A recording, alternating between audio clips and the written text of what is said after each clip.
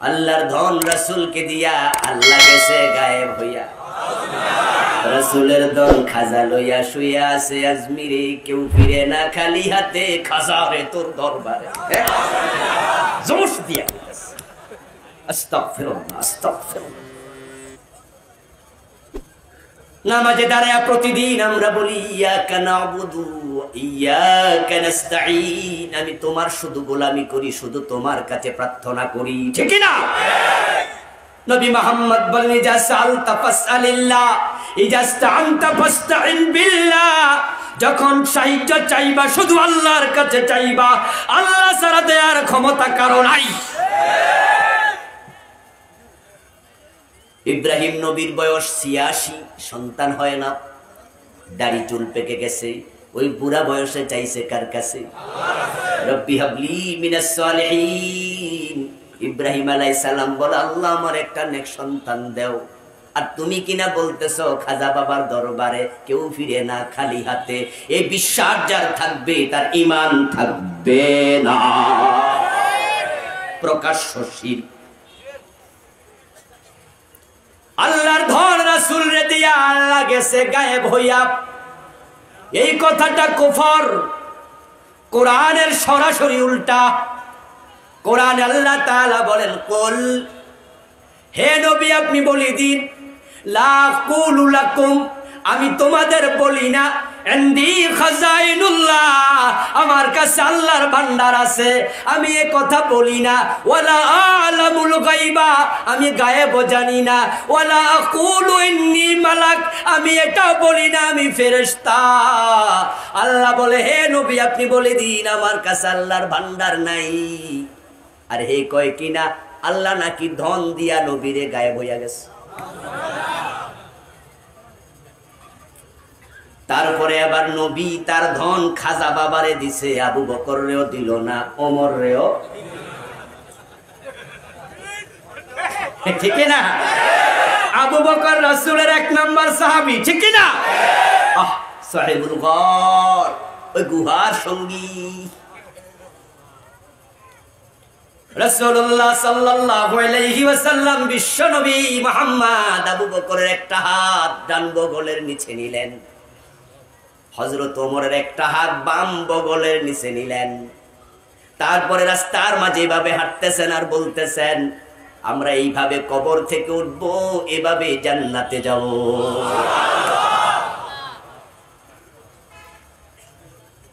এখন রাসূলের ধন আবু বকর রে দিল না, ওমর রে দিল না, ওসমান রে দিল না, আলী রে দিল না, তলহা রে দিল না, জুবাইর রে দিল না, হযরত ফাতেমারও দিল না, হাসান হোসেনরও দিল না, ইমাম বুখারীরও দিল না, ইমাম আবু হানিফারও দিল না, দিছে খাজা বাবারে।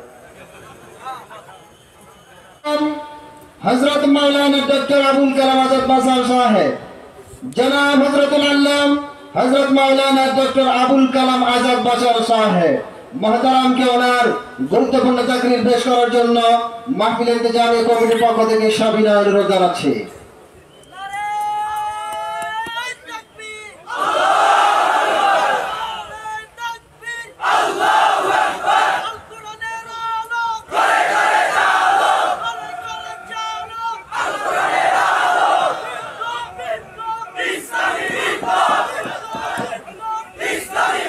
السلام عليكم ورحمة الله وبركاته.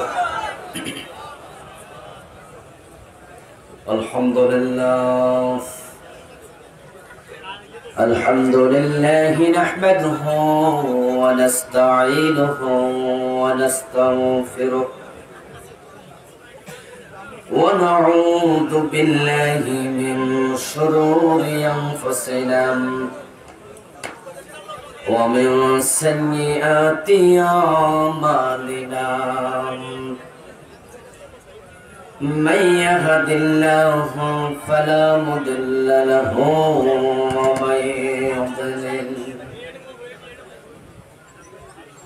ومن يضلل فلن تجد له وليا مرشدا. وأشهد أن لا إله إلا الله وأن محمدا عبده ورسوله أما بعد فقد قال الله تعالى في كلامه المجيد أعوذ بالله من الشيطان الرجيم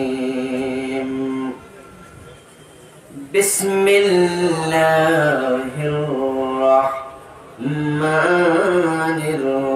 الرحيم قل هل ننبئكم بالأخسرين أعمالا الذين ضل سعيهم في الحياة الدنيا وهم يحسبون أنهم يحسنون صنعا قال النبي صلى الله عليه وسلم ذاق طعم الإيمان من رضي بالله ربا وبالإسلام دينا وبمحمد نبيا ورسولا أو كما قال النبي عليه الصلاة والسلام সকলে মেহেরবানি করে দুরূদ ইব্রাহিম পড়ুন আল্লাহুম্মা সাল্লি আলা মুহাম্মাদিন ওয়া আলা আলি মুহাম্মাদ কামা সাল্লাইতা আলা ইব্রাহিম ওয়া আলা আলি ইব্রাহিম ইন্নাকা হামিদুম মাজিদ اللهم بارك على محمد وعلى آل محمد كما باركت على إبراهيم وعلى آل إبراهيم إنك حميد مجيد اللهم صل وسلم وبارك عليه فازل فرس نواب ইসলামিয়া মাদ্রাসা কর্তৃক আয়োজিত আজকের এই নবম বার্ষিক তাফসীরুল কোরআন মাহফিলের মুআজ্জাজ মুকাররম সম্মানীয় সভাপতি বিশিষ্ট সমাজসেবক ও শিক্ষানুরাগী এলাকার সর্বজন শ্রদ্ধেয় মুরব্বী মহতারাম জনাব আলহাজ মোহাম্মদ মর্তুজা খোকা সাহেব আল্লাহ তাআলা উনার নেক হায়াত দারাজ করুন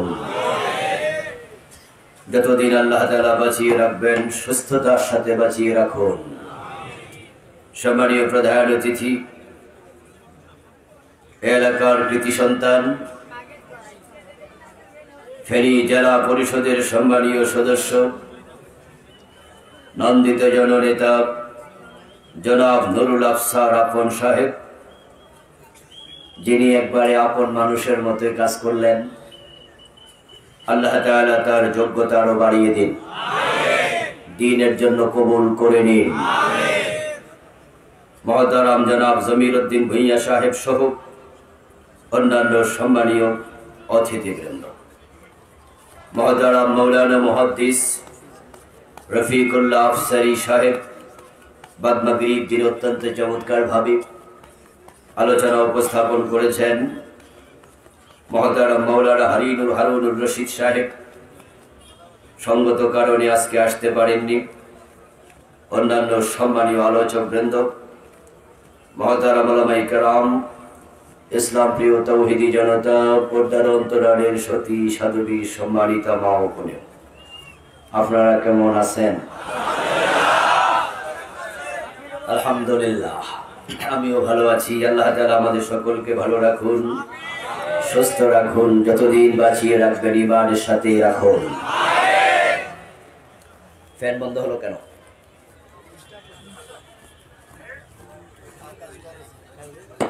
না এটা চলুক বাতাস যতটুকু ধরুক আস্তে দিয়ে দাও একবারে সব কমাই দেন একবারে কমাই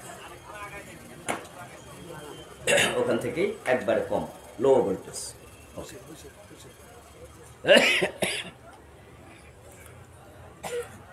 আল্লাহ তাআলার পবিত্র দাতের লাখো কোটি শুকরিয়া জ্ঞাপন করছি, যে মহান মনিব অত্যন্ত মেহেরবানি করে কোরআনের ময়দানে কোরআনের আহ্বানে আমাদের সকলকে হাজির হওয়ার তৌফিক দিলেন।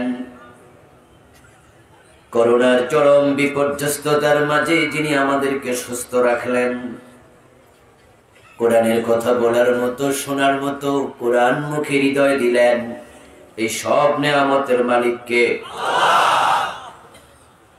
এই জন্য আমরা আলোচনা শুরুতে মন প্রাণ উজাড় করে অন্তরের সবটুকু শ্রদ্ধা এবং ভালোবাসা দিয়ে আমাদের মনিব আল্লাহ তাআলাকে শুকরিয়া জানাই, কৃতজ্ঞতা জানাই। সবাই মিলে জোরে জোরে একবার কালিমাত শুকর করি, আলহামদুলিল্লাহ। দুরূদ ও সালাম বিশ্ব নবী সাইয়্যিদুল মুরসালিন ইমামুনা কুদওয়াতুনা হাবিবুনা উসওয়াতুনা তাবিবু আরওয়াহিনা মুহাম্মাদুর রাসূলুল্লাহ সাল্লাল্লাহু আলাইহি ওয়াসাল্লামের উপর সাহাবায়ে কেরাম ও শুহাদায়ে জামের আলা ইল্লিয়িন আল্লাহ তাআলার কাছে কামনা করছি, বলুন আমিন। সম্মানিত ভাইয়েরা, আমি আপনাদের সম্মুখে পবিত্র কোরআন মাজিদ থেকে সূরাতুল কাহফের 103 এবং 104 নম্বর দুটি আয়াতে কারিমা তিলাওয়াত করেছি। বিশ্ব নবীর পবিত্র মুখ অনুসৃত একখানা ছোট্ট হাদিসে নববী পাঠ করেছি। আল্লাহ তাআলা তৌফিক দান করলে এখান থেকে কিছু কথা বলবো। ওয়া মা তৌফিকি ইল্লা বিল্লাহ। আল্লাহ তাআলা বলেন, কুল, হে নবী বলুন, হাল নুনাব্বিউকুম, আমি কি তোমাদের খবর দেব নাকি, বিল আখসারিনা আমালা, এমন কিছু মানুষের ব্যাপারে যারা আমলের দিক থেকে ক্ষতিতে নিমজ্জিত। আল্লাযীনা দাল্লা সাইয়ুহুম ফিল হায়াতিদ দুনিয়া, দুনিয়ার জীবনে যাদের সব কর্মতৎপরতা ব্যর্থ। ওহুম ইয়াহসাবুন, অথচ তারা মনে করে, ধারণা করে, আন্নাহুম ইউহসিনুনা সুনআ, তারা বড়ই ভালো কাজ করে চলছে। তারা যে ব্যর্থ এটা তারা টেরও পায় না। আমলের দিক থেকে কিছু মানুষ ক্ষতিতে পড়ে গেছে। হে নবী, আপনি উম্মতকে বলুন তাদের খবর আমি দেব নাকি, যারা আমল করেও ক্ষতিতে, তাদের সব তৎপরতা ব্যর্থ, আল্লাহর কাছে কোনো আমল পৌঁছে না, ওই মানুষগুলোর খবর আমি দেব নাকি? বলুন তো, তাদের খবর আমাদের জানা দরকার আছে না নাই? আল্লাহ না করুন যদি তাদের তালিকায় আপনার নিজের অজান্তেও নামটা থাকে, উপায় নেই। কারণ আমরা কেউ ব্যর্থ হতে চাই না। এখানে ব্যর্থতা বলতে দুনিয়ার ব্যর্থতা বোঝানো হয় নাই, বরং এখানে ব্যর্থতা বলতে আখিরাতের ব্যর্থতা বোঝানো হয়েছে। দুনিয়াতে মানুষ একবার ব্যর্থ হলে আরেকবার সফল হওয়ার সুযোগ আছে, কিন্তু আখিরাতে একবার ব্যর্থ হলে সফলতার নতুন কোনো সুযোগ আর নেই। আর আমার আলোচনা আপনারা যারা শুনতে এসেছেন, নিশ্চয়ই আমরা হৃদয় থেকে বিশ্বাস করি আখিরাত বলতে একটা জিনিস আছেই। আখিরাত থাকতেও পারে নাও পারে, এমন কনফিউজ নাকি আমরা? সন্দিহান? আমরা সবাই ইয়াকিন পোষণ করি, দৃঢ়তার সাথে বিশ্বাস করি দুনিয়ার জীবনের পরে আরেকটা জীবন আছেই, এতে কোনো সন্দেহ নেই। আসলে সাইকোলজিক্যালি, মনস্তাত্ত্বিকতার দিক থেকে, যুক্তির দিক থেকেও আখিরাত লাগবেই। এজন্য পৃথিবীর অধিকাংশ মানুষই আখেরাতে বিশ্বাসী। নাস্তিকের সংখ্যা পৃথিবীতে খুবই কম। হিন্দুরাও স্বর্গ নরকে বিশ্বাস করে, ঠিক না? হিন্দুরাও স্বর্গ নরক বিশ্বাস করে মানে। তাই হিন্দুর দোকানে গেলে দেখবেন মরা বাবার ছবিটা নেয়া নিচে লিখে রাখে স্বর্গীয় দুলাল চন্দ্র দাস, দেখে না? স্বর্গীয় শরৎচন্দ্র চট্টোপাধ্যায় স্বর্গীয়। এর মানে তারাও বিশ্বাস করে স্বর্গ বলতে একটা জিনিস আছে, যে স্বর্গে যায় নাই সে নরকবাসী। পৃথিবীর অধিকাংশ মানুষই আখেরাত বিশ্বাস করে। এখন একটা আখেরাত যৌক্তিকভাবেও আবশ্যক, কারণ দুনিয়াতে মানুষ যদি কোনো ভালো কাজ করে, ওই ভালো কাজগুলোর প্রতিদান যথাযথ তাকে দেয়ার ক্ষমতা সবার থাকে না। আমার বন্ধু,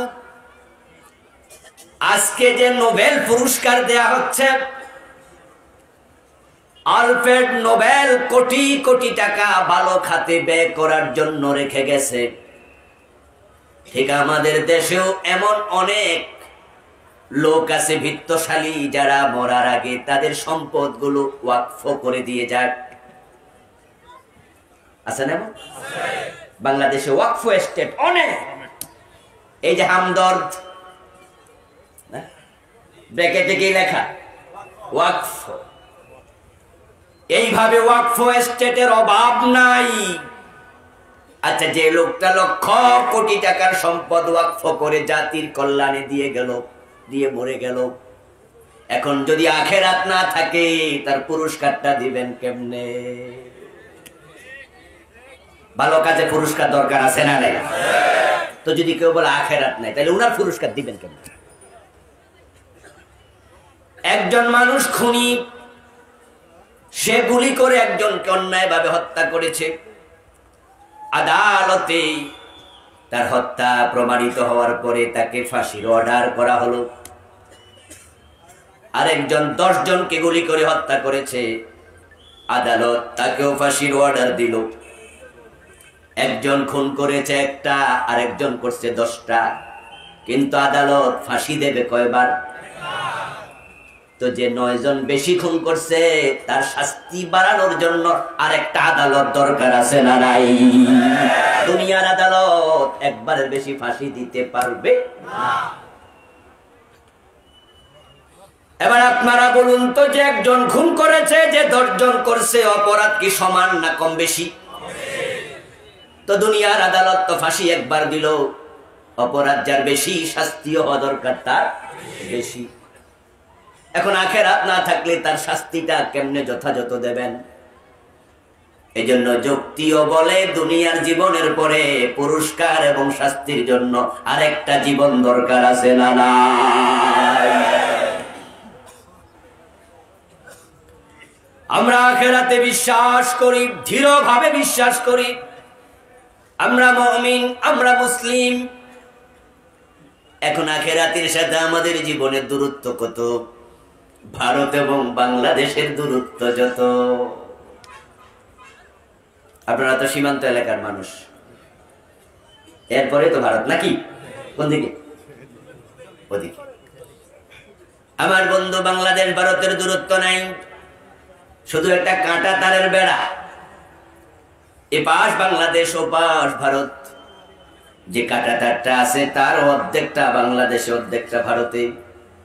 মাঝখানে একটা রেখা যদি দেয়া হয়, ওই রেখার অর্ধেকটা বাংলাদেশে, অর্ধেকটা ভারতে। দূরত্ব খুব একটা নাই, একবারে সামান্য। আখেরাতের সাথে আমাদের দুনিয়ার জীবনের দূরত্ব ঠিক তাই। নিঃশ্বাস এখন বন্ধ হবে, এখনই আখেরাত শুরু হবে। 1 সেকেন্ডের নেই ভরসা, মরণ ঘাড়ে পড়ে। বিপুল সম্পদ করছ জড়, ভোগ বিলাসের তরে। গান গাইতে গাইতে গায়ক মরে গেছে, এমন ঘটনা আছে না নাই? বক্তৃতা দিতে দিতে বক্তা মরে গেছে, এমন ঘটনাও আছে। খবর পড়তে পড়তে সাংবাদিক মরে গেছে, এমন ঘটনাও। রাস্তায় বেরিয়েছে, ফিরে আসে নাই, টাকের নিচে শেষ, এমন ঘটনার অভাব নেই। আখেরাতে আমরা যারা বিশ্বাস করি, আমরা কোনোভাবে আখেরাতে ব্যর্থ হতে চাই না, কিন্তু কিছু মানুষ তো আলটিমেট ব্যর্থ হবেই।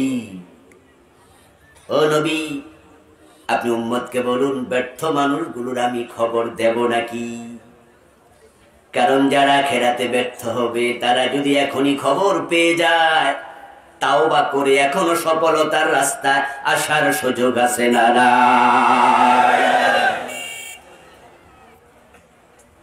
আল্লাহ পাক রব্বুল আলামিন পশ্চিম দিক থেকে সূর্য যখন উদিত হবে, তখন তাওবার দরজা বন্ধ করবেন। এর আগে তাওবার দরজা থাকবে খোলা। 100 জন খুন করেও তাওবা করেছে, জান্নাত পেয়েছে, এমন হাদিসও আছে না নাই? আপনি সফল হওয়ার পথ এখনো আছে, তাওবার সুযোগ আছে, কিন্তু কিছু মানুষ আছে যারা ফিরে আসবে না, তাওবা করবে না।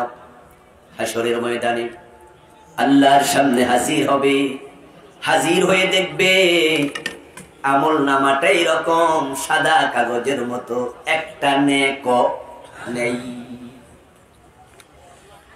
অথচ লোকটা নামাজি ছিল, রোজা রেখেছে, হজ করেছে, যাকাত দিয়েছে, বলবে আল্লাহ আমি তো নামাজ কাজা করিনি, সওয়াব কোথায়? আমি তো 3 বার হজ করেছি, আমি তো লাখ টাকা যাকাত দিয়েছি, ইমাম সাহেবকে প্রতি সপ্তাহে 1 বেলা আমি খাওয়াইছি, 500 টাকা নিয়মিত মসজিদে চাঁদা দিছি। হুজুর রান্না বলেছে 1 টাকা দিলে 10 টাকার সওয়াব হয়, আমার সওয়াব কই? আল্লাহ তাআলা বলবেন, বান্দা তুই কি সূরা আল কাহফের 103-4 নম্বর আয়াত পড়ছ নাই, যেখানে আমি বলেছি কিছু লোক আমল করেও ক্ষতিগ্রস্ত, তোর নাম তো তাদের তালিকাতে আছে। তুই তো ব্যর্থতার একজন, তোর আমল নামায় সওয়াব কোত্থেকে আসবে? তুই তো এমন কিছু কাজ করেছ যে কাজের কারণে তোর ঈমান শেষ, তোর আমল কবুল হওয়া শেষ, তুই বরবাদ। আমার বন্ধু বলুন তো, আমাদের দেশে কাদিয়ানি নামে একটা সম্প্রদায় আছে না নাই? কাদিয়ানিরা মুমিন না কাফের? হাশরের ময়দানে সফল হবে না ব্যর্থ? কিন্তু তারা কি নামাজ পড়ে না, মসজিদ বানায় না, আযান ইকামত দেয় না, আমল করে, কিন্তু আমল একটাও কবুল হয় না, কারণ তাদের ঈমানটাই নেই। ঈমান হলো একের মতো, আমল হলো ডান পাশের শূন্যের মতো। এক যদি না থাকে, শূন্যের কোনো মূল্য নাই। যেমন আমাদের দেশে হিন্দুর দোকানে যদি কোনো ভিক্ষুক ঢোকে, হিন্দুরা কি ভিক্ষা দেয় না? 10 টাকা ভিক্ষা দিল, আমল নামায় সওয়াব কয়টা হলো? কারণ এক নাই, এক না থাকলে শূন্যের কোনো দাম নাই। হিন্দু বিচারক ন্যায় বিচার করে, 1 টাকা ঘুষ খায় না, এমনও আছে না নাই? এই ন্যায় বিচার বড় ইবাদত। রাসূলুল্লাহ বলছেন 7 ব্যক্তিকে আল্লাহ আরশে আজিমের নিচে জায়গা দেবে কিয়ামতের দিন। লা জিল্লা ইল্লা জিল্লুহু, যেদিন আরশের ছায়া ছাড়া কোনো ছায়া থাকবে না। তার মাঝে 1 নাম্বার আল ইমামুল আদিল, যে ন্যায় বিচারক, শাসক, ন্যায় বিচারক, নেতা। যেই হিন্দুটা 1 টাকা ঘুষ খায় নাই, পুরা জীবন ন্যায় বিচার করেছে, সে তো আল্লাহর আরশে আজিমের নিচে জায়গা পাওয়ার কথা, কিন্তু আদৌ পাবে? কারণ তার ঈমান নাই। ঈমান হলো এক, এক না থাকলে শূন্য বসায়া কোনো লাভ নাই। মাদার তেরেসার নাম শুনেছেন? কথা বলতে হবে, নাম শোনেন নাই? মাদার তেরেসা ইউরোপের নাগরিক ছিলেন, ভারতে বসবাস করতেন, জীবনটা কাটিয়েছেন ইয়াতিমদের পিছনে। ভারতে শত শত ইয়াতিমখানা খুলেছিলেন, হাজার হাজার ইয়াতিমের মা হয়েছেন, বিয়েটাও জীবনে করেন নাই। কর্মের স্বীকৃতি স্বরূপ নোবেল পুরস্কার পেয়েছেন শান্তিতে, পুরাটা টাকা ইয়াতিমখানায় দিয়ে দিছে। ইয়াতিমের মাথায় হাত বুলালেও সওয়াব হয়, এমন হাদিস আছে কিনা? বিকুল্লি শাওরাতিন হাসানাত, আমার রাসূল বলেন ইয়াতিমের মাথায় যদি শুধু হাতটা বুলায়া দাও, প্রতিটা চুলের বিনিময়ে অসংখ্য নেকি আল্লাহ লিখে দিতে থাকেন। শুধু হাত বুলাইলে নেক, একটা নয়, শাওরাতুন এক বছর, হাসানাত বহু বছর। বিকুল্লি শাওরাতিন হাসানাত, বিকুল্লি শাওরাতিন হাসানাতুন, এটা বলেন না হাসানাত, আলিফ এবং তা। চুল হলো একটা, তোমার হাতের তল দিয়ে গিয়েছে, সওয়াব হবে অগণিত। সওয়াব দেবেন কে? আল্লাহ। এবার যে ইয়াতিম পালন করে তার সওয়াব কত? শুধু হাত বুলাইলে এত, পালন করলে কত?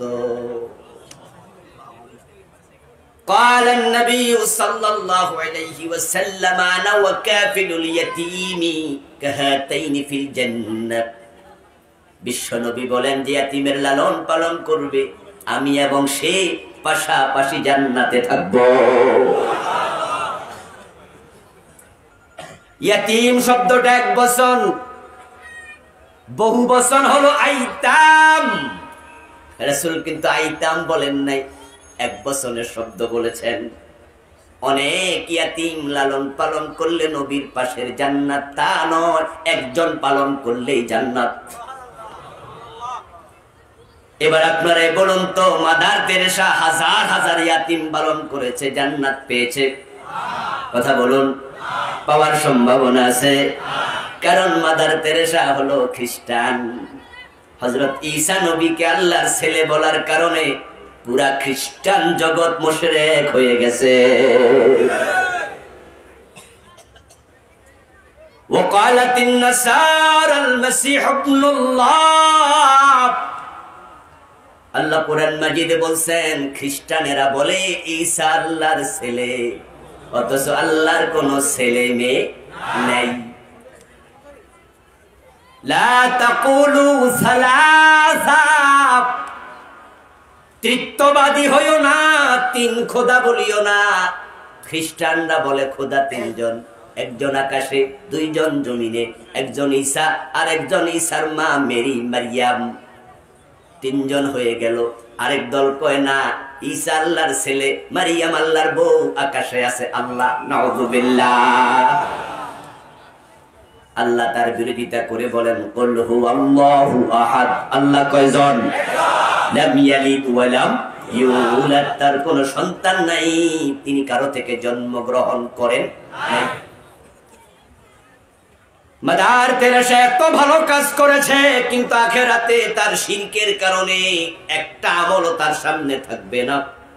কারণ যে শিরক করে তার ঈমান থাকে না, এক নাই শূন্যের দামও নাই। তাই সফল হতে চাইলে ব্যর্থ মানুষের তালিকা জানা লাগবে। ওই ব্যর্থদের কাতারে নাম থাকলে এখনই তাওবা করতে হবে। যদি ব্যর্থদের তালিকায় নাম রেখে মরে যাও, ও বন্ধু, তোমার উপায় নাই। এই আয়াতে কারিমা আল্লাহ তাআলা 1400 বছর আগে নাজিল করলেন। সোনালী যুগে নবী জীবিত, সাহাবারা জীবিত, সেই যুগে যদি কিছু ব্যর্থ মানুষ থাকে, আজকে 1400 বছর পরে ব্যর্থ মানুষের সংখ্যা কমেছে না আরো বেড়েছে? 2-4 জন ব্যর্থ আজকের মাহফিলও থাকার সম্ভাবনা আছে না নাই? ওয়াজটা তাদের জন্য, তারা যেন সফল হতে পারে।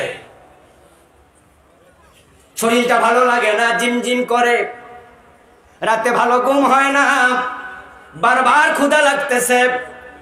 আপনজনেরা তখন বলে ডাক্তারের কাছে যাও, একটু বডিটা পরীক্ষা করাও। ডাক্তার পরীক্ষা করে বলল আপনার তো ডায়াবেটিক 23 পয়েন্ট। এমন হয় না? আরে ভাই, আপনি পয়সা আছেন কেমনে? আপনি তো শুয়ে যাওয়ার কথা, পড়ে যাওয়ার কথা। আমার বন্ধু যেই মাত্র 23 পয়েন্ট ডায়াবেটিক শুনেছেন, এই লোকটা দিনে 20 কাপ চা খাইতো, 1 চামচ করে যদি চিনি খাইতো তাও আধা কেজি। কিন্তু 23 পয়েন্ট শোনার পরে চিনি খাইব কয় কেজি? সাথে সাথে কইব এখন থেকে চিনি আর। আচ্ছা চিনি কি তিতা? কথা না বললে তো মজা পাই না। চিনি কি তিতা? চিনি মিঠা কিনা? সে খায় না কেন? কারণ এটা খেলে ডায়াবেটিক আরো বেড়ে। ডাক্তার বলে দিয়েছে তোমার ডায়াবেটিক, তাই এখন থেকে সে সতর্ক। সে এখন থেকে চাল কম খায়, রুটি খায়। এখন আর সকাল বেলায় ঘুমায় না, সকালে দৌড়ায়। এখন শাক সবজি বেশি খায়, এখন আর চিনি খায় না। তাই তার ডায়াবেটিক নিয়ন্ত্রণে আছে। যে কয়দিন বেঁচে থাকবে ভালোভাবে বাঁচবে। ডায়াবেটিক কন্ট্রোলের বাহিরে গেলে চোখের পাওয়ার কমে যাবে, দাঁত পড়ে যাবে, যৌন শক্তি কমে যাবে, এনার্জি কমে যাবে, ধ্বংস হয়ে যাবে। তাই ডায়াবেটিক রোগীকে সতর্ক হয়ে চলা লাগে। এখন যারা ব্যর্থ হবে আখেরাতে, তাদের কিছু নৈতিক দুর্বল চরিত্র আছে। আজকের মাহফিলে আমি সেগুলো বলবো। এখন ওই চারিত্রিক দুর্বলতা যাদের আছে, তাদের সতর্ক হওয়া দরকার আছে না না?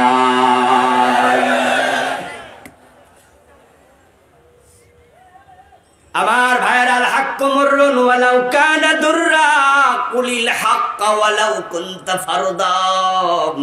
আরবি বিখ্যাত প্রবাদ, সেটা হলো সত্য কথা যতই দামি হোক এটা একটু তিতা তিতা লাগে। শিয়ারে কাফের বলে দেন, শিয়ারে ফাসিক বলে দেন, কাদিয়ানির কাফের বলে দেন, অমুকরে মুশরিক তুশরিক বলে দেন। বলেছেন মাদার তেরেসারে আরো 40 বার কোন কোন অসুবিধা নাই, কিন্তু আমারে কওয়া যাইব না।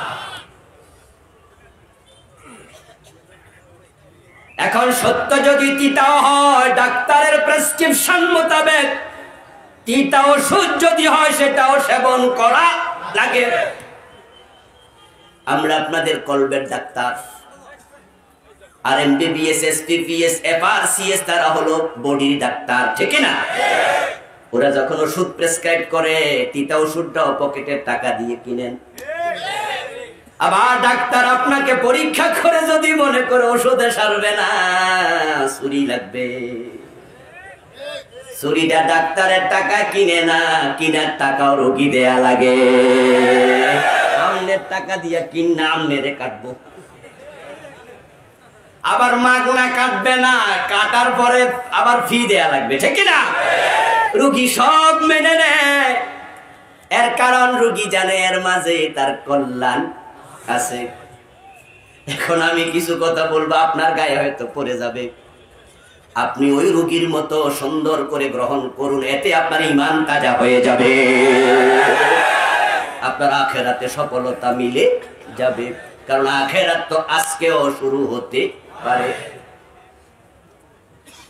আমার বন্ধু, যে মানুষগুলো ব্যর্থ হবে, আল্লাহর ঘোষণা পাওয়ার পরে লোকগুলো চিৎকার দিয়ে বলবে রব্বানা, ও আমাদের রব, আমরা যে ব্যর্থ আমরা জানতাম না। ওয়ালাউ আন্না লানা কাররাতান ফানাকুনা মিনাল মুমিনিন। আমরা তো দেখেছি মুমিনগুলো জান্নাতে চলে যাচ্ছে, ওই যে ফুলসেরাত পার হয়ে গেছে। মুমিনগুলোকে বরণ করার জন্য ফেরেশতারা ফুলের তোড়া হাতে নিয়ে এসেছে। কিন্তু আমি ব্যর্থ, আমি তোমার কাছে আরজি জানাই, আমারে আরেকবার দুনিয়ায় পাঠাও, আমি মুমিন হয়ে আসতে চাই। ওয়ালাউ আন্না লানা কাররাতান আই মাররাতান ওয়াহিদাতান, একটা বারের জন্য পাঠাও। ফানাকুনা মিনাল মুমিনিন, আমি ঈমান নিয়ে ফিরে আসব। আল্লাহর কাছে তারা বলবে, কথাটা আমার না, আল্লাহ। হাসরের মাঠে কি আমরা কেউ গেছি? কথা বলুন, গেছি?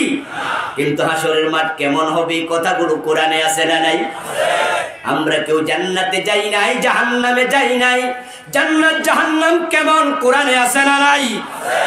আমরা কবরে এখনো যাই নাই, কবর কেমন হবে, প্রশ্ন কি হবে, উত্তর কি হবে, সব কোরআন হাদিসে আছে না নাই?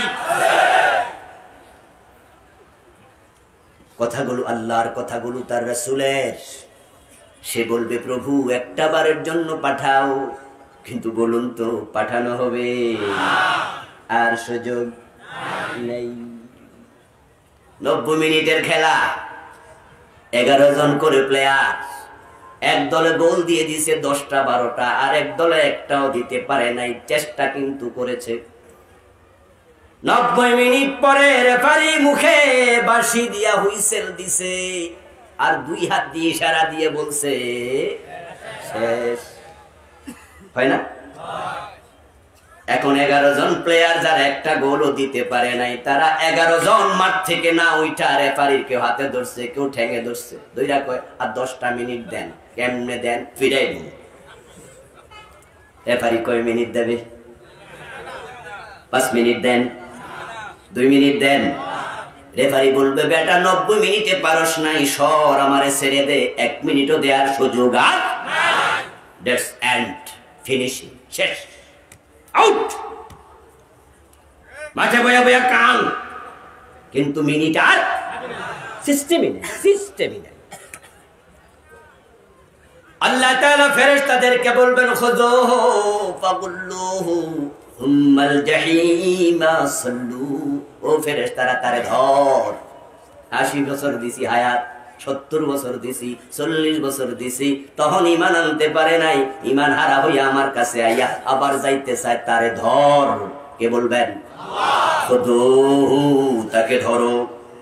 ফাগুল্লুহু, জাহান্নামের হাত করা পরা, ডান্ডা বেড়ি পড়া দে, গলার মাঝে শিকল লাগা। সুম্মাল জাহিমা সাল্লু, জাহান্নামের মাঝখানে ফেলে দে। সিদ্ধান্ত কে বলবেন? আল্লাহ। ঘোষণা কে দেবেন? আল্লাহ। আল্লাহর কথার বাহিরে কিছু চলবে? ফেরেশতারা তাকে ধরতে যাবে, সে চিৎকার দিতে শুরু করবে, কাঁদতে কাঁদতে অস্থির হয়ে যাবে। এই কান্নারত অবস্থায় ফেরেশতা জাহান্নামে ফেলে দেবে। ক্বালান নবিয়্যু সাল্লাল্লাহু আলাইহি ওয়াসাল্লাম আহলুন নার ইয়াকুনা ফিন নার, ওই জাহান্নামীগুলো জাহান্নামে গিয়েও কাঁদতে থাকবে। তাদের চোখের পানি এমন বেশি বের হবে, কান্নাহা জাদাওয়ান, চোখের পানি তোমরা যদি দেখতে মনে করতে নালার পানি প্রবাহিত হচ্ছে, খালের পানি যাচ্ছে। হাত্তা তানকাতে আদমু পাতাসিলুদ দিমা, চোখের পানি পড়তে পড়তে শেষ হবে, কান্না শেষ হবে না, তখন রক্ত ঝরতে থাকবে। ফাতাকাররাহাল উয়ুন, চোখগুলো ক্ষত বিক্ষত হয়ে যাবে, কান্না শেষ হবে না। ক্বালু, জাহান্নামে গিয়ে তারা বলতে থাকবে রব্বানা আখরিজনা মিনহা, ও আমাদের আল্লাহ, আর সহ্য হয় না, জাহান্নাম থেকে আমাদের বের করো, দুনিয়াতে একটা বারের জন্য পাঠাও। ফাইন উদনা ফাইন্না যালিমুন, ওয়াদা দিলাম আর কুফরি করব না, শিরিক করব না, নেফাক করব না, হারাম খাবো না, জুলুম অত্যাচার করব না, বেদাতি হব না, ভালো হয়ে যাব। যদি ওয়াদা রক্ষা না করি ফাইন্না যালিমুন, আমরা জালেম মনে যা সাতাই করিও, আপাতত বের করে পাঠাও দুনিয়ায়, দরখাস্ত কবুল হবে। 40 বছর চিৎকার দিতে থাকবে। 40 বছর চিৎকার দেওয়ার পরে আল্লাহ কথা বলবেন, قال اخسئوا فيها ولا تكلمون। আল্লাহ 40 বছর পরে কথার জবাব দেবেন। কথাটা হলো, লাঞ্ছিত হয়ে জাহান্নামে পড়ে থাক, তোদের সাথে আমার আর কোনো কথা নেই। যেই লোকগুলো ব্যর্থ হয়ে যাবে, সেই লোকগুলো জাহান্নামে থেকে যাবে। সেদিন 1000 মন চোখের পানির মূল্য 1 আনাও নাই, চিৎকারের দাম নাই। কিন্তু বলুন তো, আজকে যদি আপনি বুঝতে পারেন আপনি ব্যর্থদের তালিকায় নাম আছে, এখন যদি চোখের পানি ছেড়ে তাওবা করেন, চোখের পানির দাম আছে না নাই? আপনার এক ফোঁটা চোখের পানি জাহান্নামের আগুন নিভাইয়া দেবে। বেশি লাগে না, বেশি লাগে না, 2টি ফোঁটা আল্লাহ তাআলার কাছে খুব বেশি প্রিয়। একটা হলো শহীদের রক্তের ফোঁটা, আর একটা মুমিনের চোখের পানির ফোঁটা। বিশ্বনবী বলেন শহীদের রক্ত জমিনে পড়ার সাথে সাথে আল্লাহ জাহান্নাম হারাম করে দেয়। ما من عبد مؤمن يخرج من عينيه دموع ولو كان مثل راس الذباب من خشية الله حتى يصيب حر وجهه إلا حرم الله عليه النار। নবী মুহাম্মদ বলেন, মুমিন যদি আল্লাহর ভয়ে তার দু চোখ থেকে মাছির মাথা পরিমাণ চোখের পানি ঝরাতে পারে, কাঁদতে পারে, চোখের পানি ছেড়ে দিয়া বলতে পারে, আল্লাহ আমি ফিরে এসেছি, সুবহানাল্লাহ পড়ো, আল্লাহ আমি ফিরে এসেছি। আত-তাইবু মিনায-যামবি কামান লা যামবা লাহ। তুমি গুনাহ করতে করতে যদি পাহাড়ের চূড়া পরিমাণ উঁচু গুনাহ করো, তওবা করো, আল্লাহর ক্ষমা আকাশ পরিমাণ উঁচু। তোমার গুনাহ এমন ভাবে ক্ষমা করবেন যেন তুমি গুনাহই করো নাই। আল্লাহ তাআলা শুধু গুনাহ ক্ষমা করেন না, যারা ফিরে আসে, ইল্লা মান তাবা ওয়া আমানা ওয়া আমিলা আমালান সালিহা উলাইকা ইউবাদদিলুল্লাহু সাইয়্যাতিহিম হাসানাত। আল্লাহ কুরআন মাজিদে বলেন, যারা ফিরে আসবে, নতুন করে তওবা করে ইমানদার হয়ে যাবে, আমি তাদের গুনাহগুলো শুধু ক্ষমাই করব না, ওই গুনাহগুলোকে সওয়াব বানায়া দেই।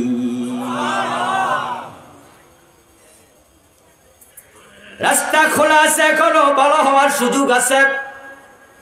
মুমিনের দু চোখ থেকে এক ফোঁটা মাছির মাথা পরিমাণ পানি তার গণ্ডদেশ স্পর্শ করার সাথে সাথে নবী মুহাম্মদ বলেন, আল্লাহ জাহান্নাম হারাম বানায়া দেয়। রাত অনেক গভীর হয়ে যাচ্ছে, আর দেরি নয়, চলুন তালিকাটা জেনে বাড়ি যেতে চাই। যে মানুষগুলো হাসরের ময়দানে ব্যর্থ হবে, কোনো আমল কবুল হচ্ছে না, শেষ, তাদের তালিকাটা জানবেন আর নিজেরে খুঁজবেন।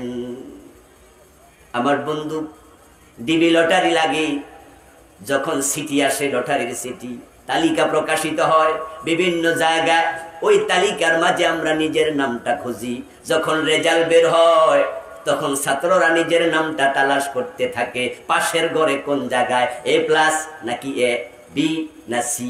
ঠিক আমরা তালিকা দেব, পাশের ঘরে নাম আছে নাকি ফেলের ঘরে নিজের নামটা খোঁজা দরকার আছে কিনা। আল কাইয়িসু মান দানা নাফসাহু ওয়া আমিলা লিমা বাদাল মাউত। বিশ্ব নবী বলে গেছেন, দুনিয়ার সবচেয়ে সচেতন সেই মানুষ, চালাক হলো সে ব্যক্তি যে নিজের দোষ নিজে তালাশ করে, আত্মসমালোচনা করে। এখন আমরা নিজের দোষ বেশি খুঁজি না মানুষের দোষ খুঁজি?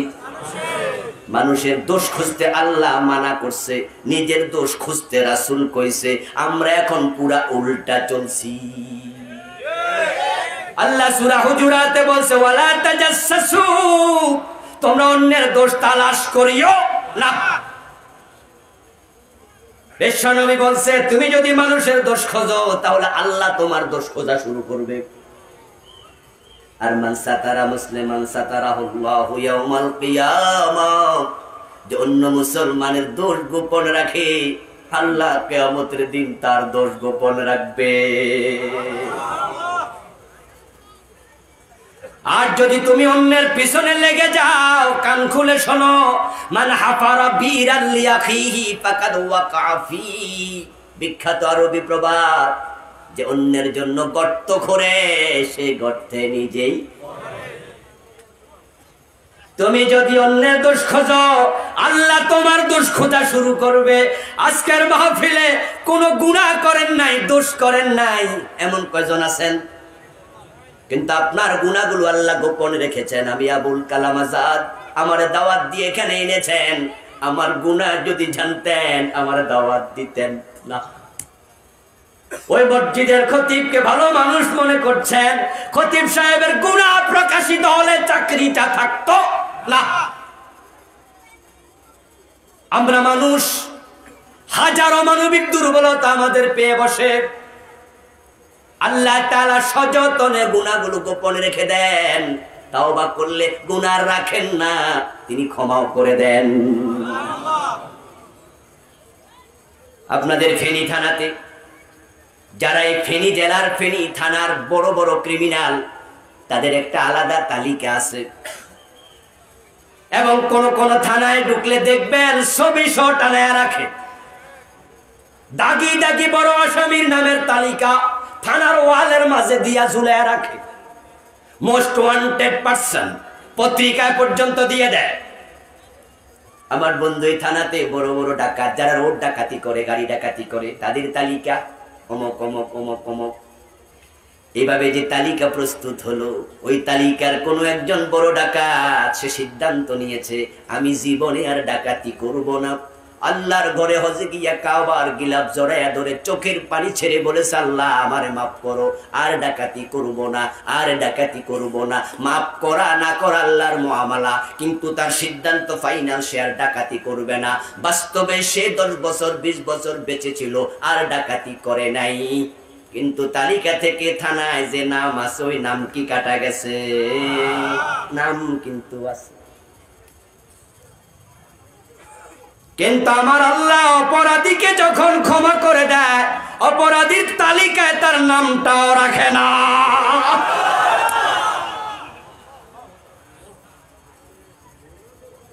মুসলমান ব্যর্থ মানুষগুলো কারা, তাদের নাম শোনো। এজন্যই শুনে বাড়ি যাবেন ভাই, কারণ আমাদের আমল তো এমনি খুব কম, আমরা অধৈর্য মানুষ।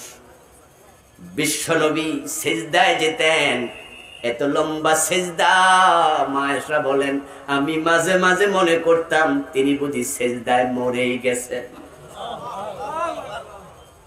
এত লম্বা নামাজ পড়তেন, কিরাত এত লম্বা, তারিমাত কদমাহু। সহিহ বুখারীর হাদিস, নবী মুহাম্মদ সাল্লাল্লাহু আলাইহি ওয়াসাল্লামের দুটা পা ফুলে যেত। মা আয়েশা সিদ্দিকা বলেন, উনি রুকুতে গেলে মাঝে মাঝে আমার মনে হতো সিজদার কথা মনে হয় ভুলেই গেছে। রোজা রাখা শুরু করলে 2 দিন 3 দিন 5 দিন 10 দিন টানা রাখতেন, ইফতারও করতেন না, সেহরিও খেতেন না। সাহারিও নাই, ইফতারও নাই। এটার নাম সাওমে বিসাল। এটা নবীর জন্য বিদিত, উম্মতের জন্য নিষিদ্ধ। নবীর কিছু স্পেশাল আমল আছে, কাজ আছে, উম্মত করবে না। যেমন নবী বিয়ে করেছেন একসাথে 11টা, উম্মত করতে পারবে সবচেয়ে বেশি 4টা। নবী সাওমে বিসাল রেখেছেন একাধারে 3 দিন 5 দিন 10 দিন, সেহরিও খান নাই, ইফতারও করেন নাই। একজন সাহাবী শুরু করলো সে রোজা। রাসূল সাল্লাল্লাহু আলাইহি ওয়াসাল্লাম জুমার দিন খুতবা দিতে গিয়ে বললেন, তোমাদের কে শুনেছি সাওমে বিসাল শুরু করেছো? একজন সাহাবী দাঁড়ায় বলে, ইয়া রাসূলুল্লাহ সামিনা ইন্নাকা তুওয়াসিল, আমরা শুনেছি আপনি তো রোজা রাখতেছেন। রাসূল জবাব দেন, আইয়ুকুম মিসলি ইন্নাল্লাহা আত'আমানি ওয়া সাকানি, তোমরা আমার মত নও, আমারে আল্লাহ খাওয়ায়া দেয়। বিশ্ব নবীর ইবাদত এত বেশি, রুকুতে গেলে সেজদার কথা মনে নাই, মনে হয় সেজদা গেছে মাথা উঠায় না। মা আয়েশা বলেন, আমি পায়ে সিমটি দিতাম, আমার সন্দেহ হতো মরে নাকি গেছে। তিনি পা নাড়া দিলে বুঝতাম এখনো মরেন নাই। আর আমাদের ইবাদত কত কম, কত কম। ইমাম যদি 3 বার সুবহান রাব্বিয়াল আলা আস্তে আস্তে পড়ে, মুসল্লির সহ্য হয় না, এক নিঃশ্বাসে 3 বার পড়া ইমাম রে মিস কল দেয়, গলায় কাশ দেয়, ঠিক না? কাশের ধরন দেখে বোঝা যায় এটা আসল কাশ না। মানে সে বুঝাইতে চায়, হুজুর আমার তো শেষ, আপনি কদ্দুর গেছেন। ইবাদত আমাদের বেশি না কম? কথা বলেন, বেশি না কম? এই কমটাও যদি কবুল না হয়, তোমার আমল নাই, তুমি ব্যর্থ। এই জন্য আমরা বলি, জাল ছিদ্র হলে চলে, ডুলা যেন ছিদ্র। 5 দল মানুষ হবে ব্যর্থ। প্রথম 3 দল চরম ব্যর্থ, যাদের কপালে জান্নাত নাই। 1 নাম্বার মুশরিক, 2 নাম্বার কাফির, 3 নাম্বার মুনাফিক। এই 3 গ্রুপের জন্য জান্নাত হারাম। ইন্নাল্লাযীনা কাফারু মিন আহলিল কিতাবি ওয়াল মুশরিকিনা ফী নারি জাহান্নাম খালিদিনা ফিহা। আওয়াজ দিয়ে সবাই বলেন নাউযুবিল্লাহ। মান ইউশরিক বিল্লাহি ফাকাদ হারামাল্লাহু আলাইহিল জান্নাহ। আল্লাহ তাআলা কোরআনে বলেন, যারা আল্লাহর সাথে শিরক করে তাদের জন্য আল্লাহ নিজে জান্নাত হারাম করে দেয়। আল্লাহ জান্নাতের মালিক, তিনি জান্নাত হারাম করলে দেয়ার ক্ষমতার কারো নেই। একটু আওয়াজ দিয়ে কথা বলুন তো, জান্নাত বানাইছে কে? জোরে বলেন, দেবে কে? জান্নাত কার হাতে? না ফিসা হুজুরের হাতে?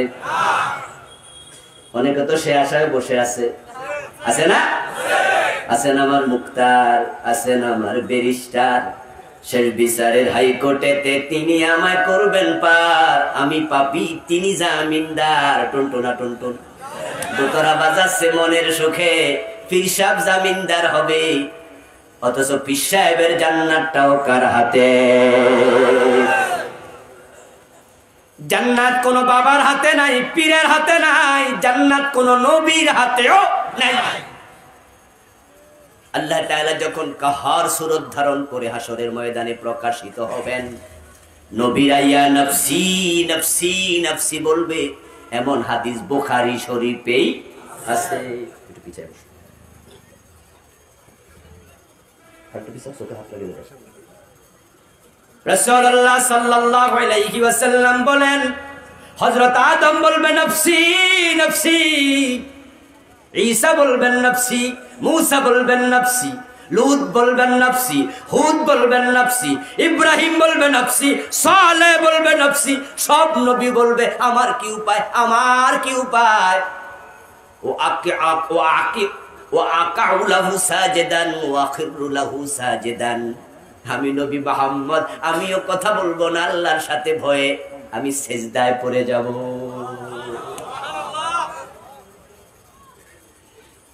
নবীরা নফসি বলবে, এতে বোঝা যায় নবীদের জান্নাত কার হাতে। মানে নবী বলবেন আমার কি উপায়, আল্লাহ যদি আজকে আমারে ধরে আমারও উপায়। ইব্রাহিম নবী তার বাবারে জান্নাত দিতে পারবেন? পারবেন? লূত আলাইহিস সালাম নিজের স্ত্রীকে জান্নাত দিতে পারবেন? নূহ নবী ছেলে কেনানকে জান্নাত দিতে পারবেন? নবী মুহাম্মদ সাল্লাল্লাহু আলাইহি ওয়াসাল্লাম চাচা আবু তালেবকে জান্নাত দিতে পারবে? এজন্য ব্যর্থ হবে তিন গ্রুপ। কুফরি করলে ব্যর্থ, শিরিক করলে ব্যর্থ, নিফাক থাকলে ব্যর্থ। এই তিন রোগের রোগী বাংলাদেশে বেড়ে গেছে। হাজার হাজার নামাজি কুফরি করে ঈমান হারায়া বসে আছে, হাজার হাজার নামাজি শিরিক করছে।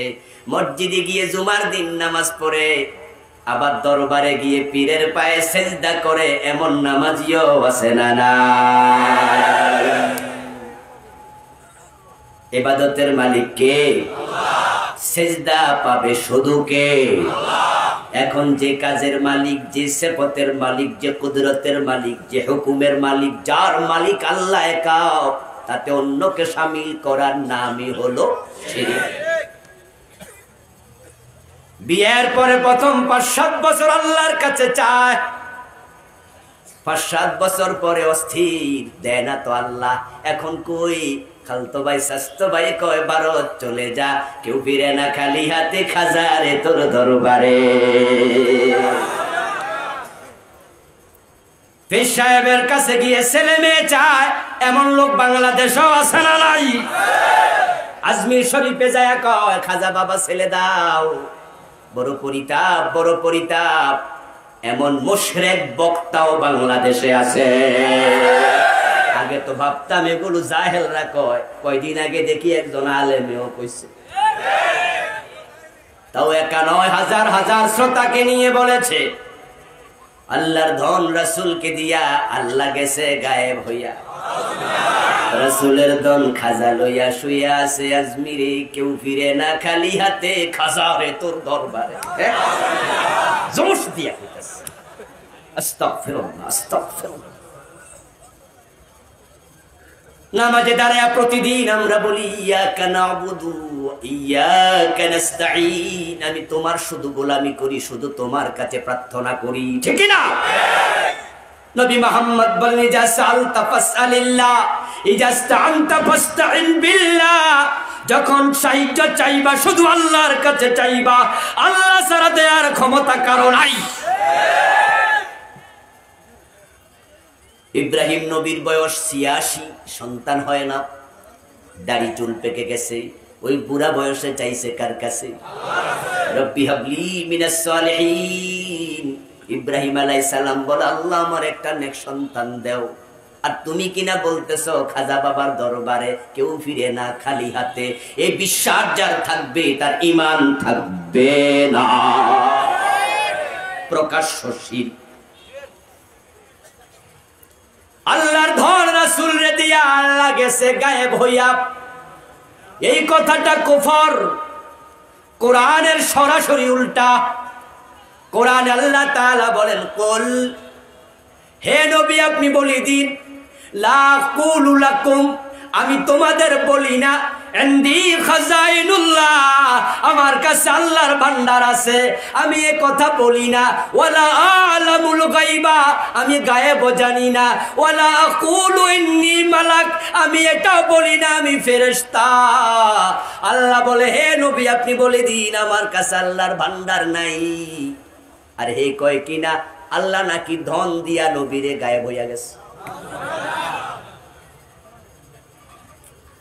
তারপরে আবার নবী তার ধন খাজা বাবারে দিছে, আবু বকর রেও দিল না, ওমর রেও, ঠিক না? আবু বকর রাসূলের ১ নাম্বার সাহাবী, ঠিক না? সাহিবুল গার, ওই গুহার সঙ্গী। রাসূলুল্লাহ সাল্লাল্লাহু আলাইহি ওয়াসাল্লাম বিশ্ব নবী মুহাম্মদ আবু বকরের একটা হাত ডান বগলের নিচে নিলেন, হযরত ওমরের একটা হাত বাম বগলের নিচে নিলেন। তারপরে রাস্তার মাঝে এভাবে হাঁটতেছেন আর বলতেছেন আমরা এইভাবে কবর থেকে উঠবো, এভাবে জান্নাতে যাব।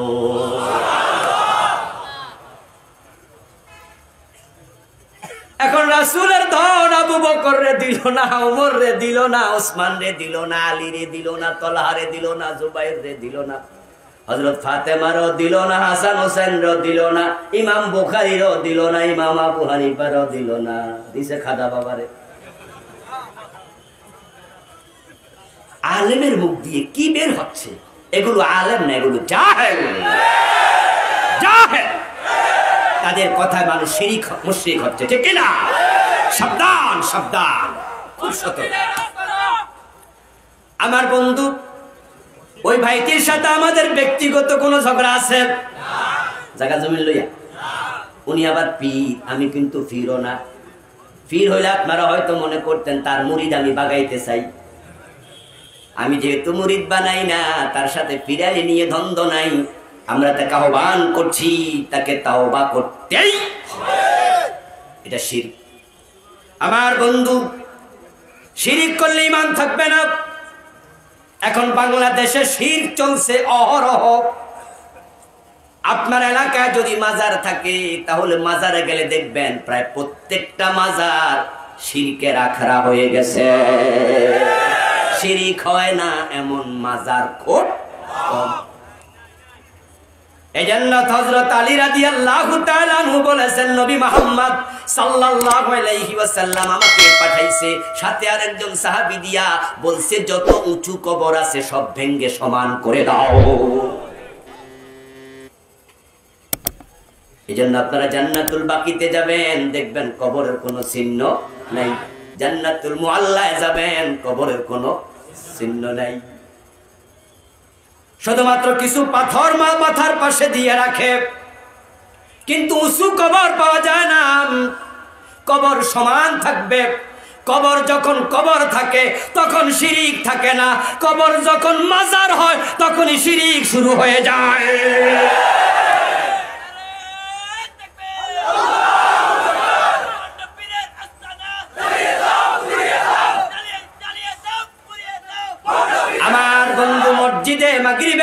বিদ্যুৎ চলে গেছে হঠাৎ করে। সভাপতি সাহেব কয়, ইমাম সাহেব হুজুর মোমবাতি লাগান।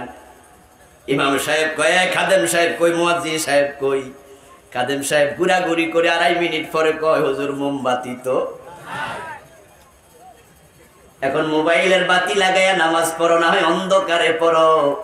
মসজিদে মোমবাতি পাওয়া যায় না, আর মাজারে গিয়ে দেখেন দিনের বেলায়ও মোমবাতি জ্বলছে।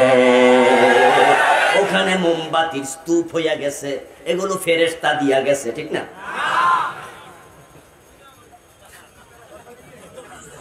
কারা দিল? আপনার আমার মা বোনেরা বেশি, ঠিক না? মহিলারা বেশি দেয়, পুরুষরাও দেয়। মোমবাতি দেয়, টাকা দেয়, খাজার নামে মানত করে, শিরনি দেয়, গরু ছাগল পর্যন্ত দিয়ে দেয়। মানত একটা ইবাদতের নাম। মানত প্রসঙ্গে কোরআনে আয়াত আছে, ইবাদত শুধু আল্লাহর হবে। তাই কোন মাজার, কোন দরবারে মানত করলে শিরিক হয়ে যাবে। মুরগির ঠ্যাং ভেঙ্গে গেছে, মহিলা বলে রাখছে, আল্লাহ ঠ্যাংটা যদি ভালো করে দাও, খাজা বাবা ল্যাংটা বাবার দরবারে 3টা মোমবাতি। এই দেশে শিরকের আজকে ভয়াবহ বন্যা চলছে। এ বিষয়ে আমি একটি বই লিখেছি, 29টা শিরিক লিখছি। একটা করলে ঈমান শেষ। ছেলে যাবে মালয়েশিয়ায়, মা কয় বাজান পাসপোর্টটা দিস না, আগে একটু ঢাকা থেকে ঘুরিয়া। ভিসা লাগবে কিনা আগে যাই না শিওর হইয়া পাসপোর্ট জমা দে। কারণ পাসপোর্ট দিলি, টাকা দিলি, ভিসা লাগলো না, ফিরাইয়াও পাইবি না টাকা। বেটা বেশি সুবিধা না। ছেলে বলে, মা ভিসা লাগবে কিনা জানবো কেমনে? মা কইয়া দে, কেন রে বাবু? টেলিভিশনে দেখছি বাবা লিটন দেওয়ান বসে আছে বসুন্ধরা শপিং মলে, অতীত ভবিষ্যৎ ভূতপূর্ব সব কিছু জানে। হাতের রেখা দেখায়া ভবিষ্যৎ জানতে চায় এমন মুসলমানের সন্তান আছে না নাই? অথচ ভবিষ্যতের এলেমের মালিক কে? আল্লাহ ছাড়া 1 সেকেন্ড পরে কি হবে দুনিয়ার কেউ জানে না। লা তা'লামু নাফসুম মাযা তাকসিবু গাদা ওয়া লা ইয়াদরি বিআইয়ি আরদিন তামুত। কোন মানুষ জানে না সে কোথায় মরবে, কোন মানুষ জানে না কালকে কি খাবে, কোন মানুষ জানে না কিয়ামত কবে হবে, কোন মানুষ জানে না বৃষ্টি কবে নাজিল হবে, কোন মানুষ জানে না পেটের সন্তান সৎ না অসৎ হবে। ভবিষ্যতের ইলমের মালিক একমাত্র কে? আল্লাহ। তুমি লিটন দেওয়ানের কাছে যাই হাত দেখাইছো, সে কইছে ভিসা লাগবো, বিশ্বাস করেছো? লাগবে না, বিশ্বাস করেছো? সাথে সাথে ঈমানটা বসুন্ধরা রাখাইছো। গত 4-5 বছরে বসুন্ধরা শপিং মলে আগুন লাগছে 3-4 বার। ও মিয়া, মানুষের খবর দেয়, নিজের মার্কেটের খবরই জানে না। গলার মাঝে পয়তা ঝুলাইয়া নাবির নিচে দুটি কাপড় পরে মোটা ফেটওয়ালা ঠাকুর মশাই হেঁটে যায় ঝুলি লইয়া। আর আপনি কোন ঠাকুর সাহেব, আমার হাত দেখেন কি খবর? ঠাকুর সাহেব আঙ্গুলের মাথায় দইরা কয়, সামনের মাসে ফাড়া আছে। এমন আছে না নাই? তাহলে কি করতে হবে? 1111 টাকা দেও, ফাড়া কাটতে দিমু। বিশ্বাস করেছেন, ঈমান সাথে সাথে শেষ। কারণ 1 মিনিট পরে কি হবে জানে কে? ইলমে গায়েবের মালিক আল্লাহ, আল্লাহ ছাড়া কেউ গায়েব জানে না। যদি ঠাকুর এই জাতীয় কথা বলে টাকা দিও না, পারলে একটা থাপ্পড় মারে দিও। রাগ করলে মাফ চাইও, বয়স বেশি হইলে মুরব্বি থাপ্পড় দিতাম না। দেয়ার কারণ আপনি আমার 1 মাস পরের ফাড়া কাটতে পারেন, নিজেরটা কাটলেন না।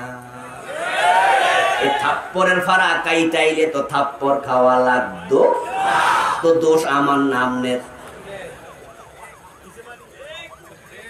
আসলে বাস্তবতাহীন এগুলো সব বড় মাপের সিটিং, ঠিক কিনা? আফসারি ভাই কি কইছে? তুই সিটিং।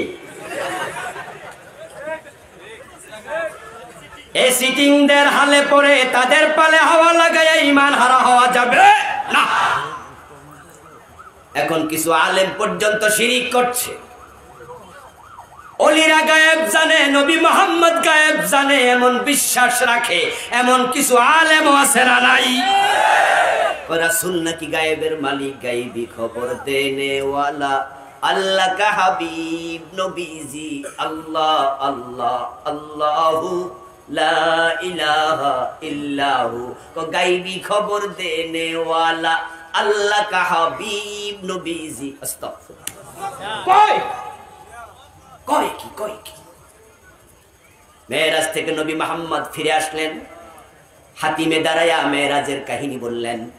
মুতিম ইবনে আদি প্রশ্ন করলো, বাতিজা মুহাম্মদ ইবনে আব্দুল্লাহ সাল্লাল্লাহু আলাইহি ওয়াসাল্লাম, তুমি যদি গত রাতে মসজিদ আকসায় গিয়ে থাকো তাহলে বলো তো মসজিদ আকসার দরজা জানালা কয়টা?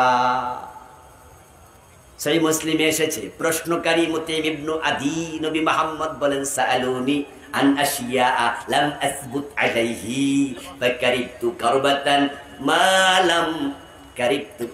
লাম আকরুব মিসলাহু আত্তু। আল্লাহর হাবিব বলেন, এই প্রশ্নের সাথে সাথে আমি এমন বিপদে পড়লাম, এই জাতীয় বিপদে আমি জীবনে কখনো আর পড়ি নাই। লাম আকরুব মিসলাহু আত্তু, কারণ আমি তো মসজিদে আকসায় গেছি কিন্তু দরজা জানালা তো গনি নাই, আমি তো আর দরজা জানালা গনতে যাই নাই। ওই দুরন্দর মুতিম ইবনে আদি এমন প্রশ্ন করেছে, সে জানে এই প্রশ্নের জবাব দিতে পারবে না। যেমন আমাদের সভাপতি সাহেব বুড়া মানুষ, কিন্তু আমাদের আফন ভাই তো ইয়াং মানুষ। কালকে যদি উনি গল্প করে ফেনী বাজারে, কালকে আমি মাহফিলে প্রধান অতিথি ছিলাম, উনার দোস্ত উনারে কয় থাকলে কত ফ্যান্ডেলে বাত্তি কয়টা ছিল কইতে পারবো? উনি কি বাত্তি গুনতে আইছে? এটা কি প্রশ্ন হলো? মুতিম ইবনে আদি বড় হারামি, সে জানে এমন প্রশ্ন করমু জবাব দিতে। রাসূল সাল্লাল্লাহু আলাইহি ওয়াসাল্লাম বলেন, আমি এমন বিপদে পড়লাম, যদি বলে দেই জানি না, তারা হাত তালি দিয়ে বলবে জানবা কেমনে তুমি যাওই নাই, আর বলি কেমনে আমি তো জানি না। ফাজাল্লাল্লাহু লিল বাইতাল মুকদ্দাস ফাতাফাকতু আখবিরুহুম আন আয়াতিহি ওয়া আনা আনজুরু ইলাইহি। হঠাৎ করে দেখি আল্লাহ পুরা বাইতুল মুকদ্দাস আমার সামনে হাজির করে দিয়েছেন। আচ্ছা, এই ওয়াজটা কি আপনারা আর শোনেন নাই? কথা বলতে হবে, শোনেন নাই? বাইতুল মুকদ্দাস হাজির করছে কে? আল্লাহ। ফাজাল্লাল্লাহু লি, আল্লাহ আমার সামনে খুলে দিয়েছে, উপস্থিত করেছে। বাইতুল মুকদ্দাস হাজির করা কি দরকার? নবী না গায়েব জানে? উনি বললেন, আমি প্রশ্ন করার পরে এমন বিপদে পড়লাম, এই জাতীয় বিপদে আর পড়ি নাই। বিপদে পড়বেন কেন? তিনি না গায়েব জানেন? বিশ্ব নবীর কাছে যখন কাফেররা আজে বাজে প্রশ্ন নিয়ে আসতো নবীকে ঠেকানোর জন্য, যেগুলোর উত্তর রাসূল জানতেন সাথে সাথে বলে দিতেন, যেগুলোর উত্তর জানতেন না ওহির জন্য অপেক্ষা করতেন না, বানায়া বলতেন। আমার ভাইরা কথা বলেন না, বলেন না? রাসূল বানায়া বলতেন, গোজামিল দিতেন, কি করতেন? তো গায়েব জানলে অপেক্ষা কি দরকার? আর রাসূল সাল্লাল্লাহু আলাইহি সাল্লাম যদি গায়েব জানতেন, ওহী নাজিল হওয়ার তো প্রয়োজন ছিল না। আসলে গায়েবের মালিক কে? এখন শিরকে লিপ্ত হয় মানুষ হাসতে হাসতে। রাসূলকে ভালোবাসা ঈমানের অনিবার্য দাবি। রাসূলকে ভালো না বাসলে মুমিন হওয়া যাবে না। ভালোবাসতে হবে ছেলের চেয়ে, মেয়ের চেয়ে, স্ত্রীর চেয়ে, মা বাবার চেয়েও বেশি। কোরআনে আছে জীবনের চেয়েও বেশি। আন-নাবিয়্যু আওলা বিল মুমিনিনা মিন আনফুসিহিম। মুমিনদের কাছে নবীর ভালোবাসা তার জীবনের চেয়েও বেশি, বলেছেন কে? কিন্তু কিছু লোক রাসূলকে ভালোবাসতে গিয়ে ঈমান হারাচ্ছে। রাসূল সাল্লাল্লাহু আলাইহি ওয়াসাল্লামকে ভালোবাসা দেখাতে গিয়া খ্রিস্টানদের মতো হয়ে যাচ্ছে। খ্রিস্টানরা ঈসা নবীকে ভালোবাসতে যাইয়া আল্লাহ ছেলে বানাইছে, ঈমান হারা হয়ে গেছে, ঠিক না? ঈসা নবী মায়ের কোলে কয় আমি আল্লাহর গোলাম, আমি আল্লাহর বান্দা, ইন্নী আব্দুল্লাহ আতানিয়াল কিতাবা ওয়া জাআলানি নবিয়্যা, আমি আল্লাহর বান্দা, আমি আল্লাহর গোলাম। খ্রিস্টানরা কয় না, গোলাম কইলে কেমন কেমন লাগে, বরং তুমি আল্লাহর ছেলে। সম্মান বাড়াইতে যাইয়া ইমানটা আছে না গেছে? তো রাসূল সাল্লাল্লাহু আলাইহি ওয়াসাল্লামকে ভালোবাসা বেশি দিতে যাইয়া আল্লাহ বানায়া ছাড়তেছে। আজকেও এক ব্যক্তি ফোন দিলেন চট্টগ্রাম থেকে, বললেন তার মসজিদের ইমাম গত জুমাতে আলোচনা করছে মুহাম্মদ খোদা নিহি আগর খোদা সে জুদা বিনিহি। উনি আজকে বিকালে প্রশ্ন করে জানলেন এই ইমামের পিছনে নামাজ পড়া জায়েজ হবে কিনা। শব্দটা হলো মুহাম্মদ খোদা নয়, খোদা থেকে আলাদাও নয়। আস্তাগফিরুল্লাহ। আল্লাহ হলেন খালেক, নবী মুহাম্মদ মাখলুক। খালেক এবং মাখলুক এক হতে পারে না। ওয়ালাম ইয়াকুল লাহু কুফুয়ান আহাদ। এটাই তো ঈমান। রাসূলকে মানুষ পর্যন্ত মানতে রাজি না। কয় মানুষ না, উনি মানুষ না, জিন। কয় না। ফেরেশতা? কয় না। মানুষ? কয় না। কি? কয় কিও না। আবেগ বাইরে গেছে, এজন্য তারা কবিতা বানাইছে, মানুষেরই রূপ ধরিয়ে নবী এলেন ভবেতে, করলো আলম লুটে পরে তাহার শরণ তলেতে। নাউজুবিল্লাহ পড়েন। আস্তাগফিরুল্লাহ। শব্দ দেখেন, প্রতিটা শব্দ শিরিক। ঈমান থাকবে না, ব্যর্থ হবে লোকগুলো। তিনি মানবের রূপ ধরে এসেছেন, তাহলে তিনি কে? কে তিনি? কুল্লু আলম লুটে পড়ে তাহার চরণ তলেতে। কয় কি আমরা কি রাসূলের চরণে লুটে পড়ি? আমরা সেজদা কাকে দেই? কথা বলতে হবে কাকে? আল্লাহর নবী নিজে সেজদা দিতেন কাকে? তো রাসূলের চরণে আমরা লুটে পড়ি, তোদের কইলো কে? এখন তারা বলে না আমরা রাসূলের চরণে লুটে পড়ার কথা কই না, তিনি তো রূপ ধরাইছে, তাহলে তিনি কে? এবার বলে আহমদের মিমের পর্দা তুলে দে রে মন, দেখবি সেটাই বসত করে আহাদে নিরঞ্জন। আহমদ থেকে মিম তুলে যাও, আহমদ আহাদ হয়ে যায়। আকাশে যিনি খোদা, জমিনে তিনি মুহাম্মদ। আস্তাগফিরুল্লাহ। ঢাকার মতিঝিলে একটা পীর ছিল, কয়েকদিন আগে মারা গেছে। উনি তার আলোচনায় বলেছে এই চেয়ারে তোমরা যাকে বসায় দেখতে পাচ্ছ, আর সেও সে বসে আছে। ইন্টারনেটে ঢুকলে আপনি এখনো তার আলোচনাটা পাবেন। উনি বলছে ফাতেমারা আমি বিয়া করছি। নাউজুবিল্লাহ।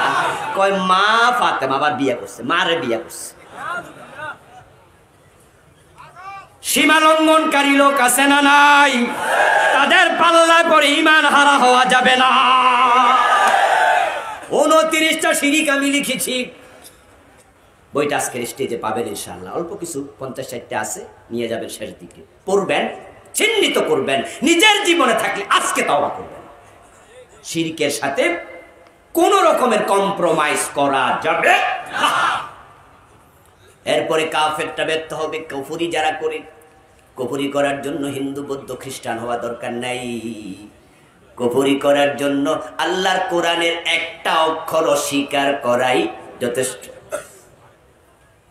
আমাদের দেশে যারা কাদিয়ানি তারা কাফের। আমি শুরুতে বলেছি কাদিয়ানি কি হিন্দু? জবাব দেন। বৌদ্ধ? ইহুদি? খ্রিস্টান? তাহলে তারা কেমনে কাফের? তাদের আজান কেমন জানেন? ঠিক আপনারটার মতোই। আল্লাহু আকবার, আল্লাহু আকবার, আশহাদু আল্লা ইলাহা ইল্লাল্লাহ, আশহাদু আন্না মুহাম্মাদার রাসূলুল্লাহ। হুবহু আপনার কালেমা, কাদিয়ানির কালেমা। আপনার নামাজ তাদের নামাজ, আপনার রোজা তাদের রোজা, টুপি পাজামা পাঞ্জাবি পাগড়ি দাড়ি মেসওয়াক এভরিথিং আমাদের মতো। তারা তারপরও কাফের, কারণ তারা কোরআনের 4টা অক্ষর মানে না। খা আলিফ তা মিম খাতামান নবিয়্যিন। বিশ্ব নবীকে বড় নবী মানে, বড় রাসূল মানে, কিন্তু শেষ নবী।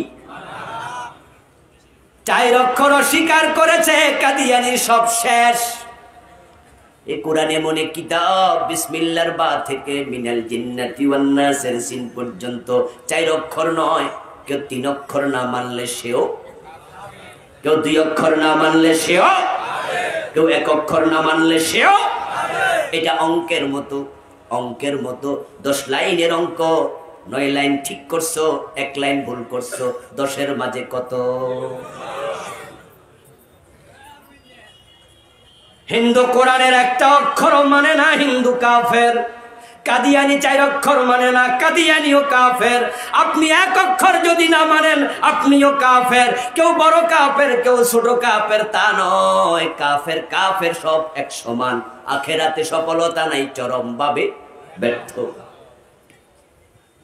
এখন আমাদের দেশে কোরআনের ডজন ডজন আয়াত মানে না এমন লোক নামাজ পড়ে, রোজা রাখে। যেমন একটা উদাহরণ দিলে বুঝবেন। আমি বলেছি সত্য তিতা লাগবে, কিন্তু ওই রোগীর মতো মেনে নিতে হবে, কল্যাণের চিন্তা মাথায় রেখে। আল্লাহ বলছেন আলা লাহুল খালকু ওয়াল আমর। এখানে অক্ষর আছে 15টা। আলার মাঝে 3টা, লাহুর মাঝে 2টা, আল খালকুর মাঝে 5টা, ওয়াল আমরুর মাঝে 5টা, সমান সমান 15। কাদিয়ানি মানে না 4টা, ইমান শেষ। এই 15টা যদি আপনি না মানেন, ইমান আছে না গেছে? ইমান গেলে আপনি সফল না ব্যর্থ? সফল হওয়ার জন্য এই আয়াতের উপরে ইমান দরকার আছে না নাই? বাংলা অর্থ বললে বুঝবেন আপনি আদৌ মানেন কিনা। অন্তরের মালিক আল্লাহ, অন্তরে ঈমান আছে কিনা আমি জানবো না, কিন্তু আপনি বুঝবেন আপনার অবস্থা কি। বাংলা অর্থ হলো সাবধান, সৃষ্টি যার, আইন চলবে শুধুই তার। কি বলেছেন? সৃষ্টিকার। জোরে বলেন কার? আইন চলবে কার? চলছে তো। আল্লাহ বলে চোর ধরে হাত কাটো, ব্রিটিশরা বলছে চোর ধরে জেলে দাও। 90% মুসলমান আল্লাহটা মানতেছেন না, ব্রিটিশেরটা। তো ব্রিটিশের আইন মেনে আপনি সফল হবেন কেমনে? রাসূলুল্লাহ বলেছেন আমার মেয়ে ফাতেমা চুরি করলে আমি ফাতেমার হাতটাও কাটবই। রাসূল আইন দিয়েছেন মদ পান করলে 80 বেত লাগাও। এই আইন আছে না নাই? হযরত ওমর নিজের ছেলেটাকেও রেহাই দেন। মদ্যপানের অপরাধে প্রিয় পুত্রকে নিজ করে মেরেছ দোররা, মরেছ পুত্র তোমারই চোখের পরে। সম্মানিত ভাইয়েরা, কিছু লোক হাঁটতেছে, আপনারা দেখতে পাচ্ছেন। আমাকে বললে হতো, আমি ঘোষণা দিতাম যে তারা মাহফিল কমিটির লোক। 10, 20, 50, 100, 1000 যতটুকু পারেন গোপনে দিতে থাকেন। এর মাঝে আমরা আলোচনার দিকে আগাচ্ছি, সংক্ষেপে শেষ করব ইনশাআল্লাহ। আমার বন্ধু হযরত ওমর নিজের ছেলেকেও ছাড়ে নাই, 80 বেত দিছে। এবার আপনাদের কাছে জানতে চাই, বাংলাদেশে মদখোর আছে না নাই? 50 বছরের বাংলাদেশে 80 বেত দিছেন কয়দিন? মুসলমান, আল্লাহ কয় চোর ধরে হাত কাটো, কাটলেন না। ডাকাত ধরে শুনে দাও, দিলেন না। জেনা করলে পাথর মারো, মারলেন না। মদ খাইলে 80 বেত লাগাও, মাইল দিলেন না। এত আইন বাদ দিয়া মুমিন কেমনে থাকবেন? মুমিন থাকতে হলে আল্লাহর সব আইন মেনে নিতেই হবে। এটার নাম ঈমান। একটু বলুন তো, শয়তান মুমিন না কাফের? জোরে বলতে হবে, মুমিন না কাফের? সে এক সময় কি মুমিন ছিল না? ইবাদত করতে করতে ফেরেশতাদের সরদার হয়ে গেছে, ওস্তাদ হয়ে গেছে, নেতা হয়ে গেছে, মুআল্লিম হয়ে গেছে। কিন্তু আল্লাহর কয়টা আইন মানে নাই? মাত্র একটা, আদমরে সিজদা করো, করলো না, ঈমানটা শেষ। ফজরের টাইমে ঘুম থেকে ওঠে, নামাজে দাঁড়ায় আউযু বিল্লাহি মিনাশ শাইতানির রাজিম যখন পড়েন, ও আল্লাহ, অভিশপ্ত শয়তান থেকে তোমার কাছে আশ্রয় চাই। শয়তান পাশে দাঁড়ায় কয়, আমার অভিশপ্ত কইল কে? আমি তো হইলাম সুই, তুই তো চালুনি। চালুনি চিনেন? গুড়িয়া করে কি দিয়া ফেনে কি করে? চালুন। সালুনের ছিদ্র আছে না নাই? কয়টা? সুইয়ের পিছনে কয়টা? সালুনি যদি সুইয়ের দোষ ধরে, সালুনি কি সুই কি কইব? হাত ফেল করে মরে যাবে। শয়তান বলে আমি একটা মানি না, আমি অভিশপ্ত, আমি কাফের। তুই ডজন ডজন বাদ দিয়া মুমেন থাকস কেমনে? আপনি আর আমি আওয়াজ করব কাল আল্লাহর দিন কায়েম হয়ে যাবে তা নয়। দিন কায়েম হলে হোক, না হলে নাই, কিন্তু আমরা ঈমান নিয়ে মরতে চাই। ঈমান নিয়ে মরতে হলে কোরআনের আইনের পক্ষে থাকতেই হবে। কথা বোঝেন? না হয় ব্যর্থ হবেন। 3 নাম্বার মুনাফিক যারা, তারা ব্যর্থ। নিফাক নিয়ে আলোচনা শুনতে হবে, ভিন্ন আলোচনা।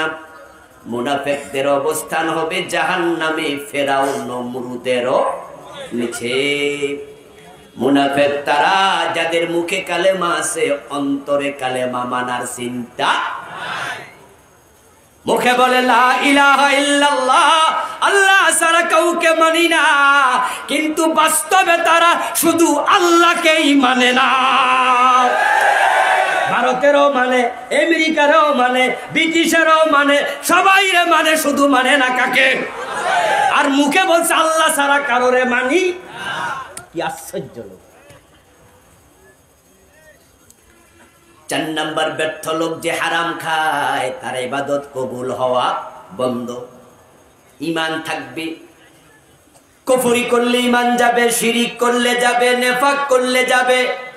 হারাম খাইলে ঈমান যায় না, কিন্তু আমল কবুল হবে না।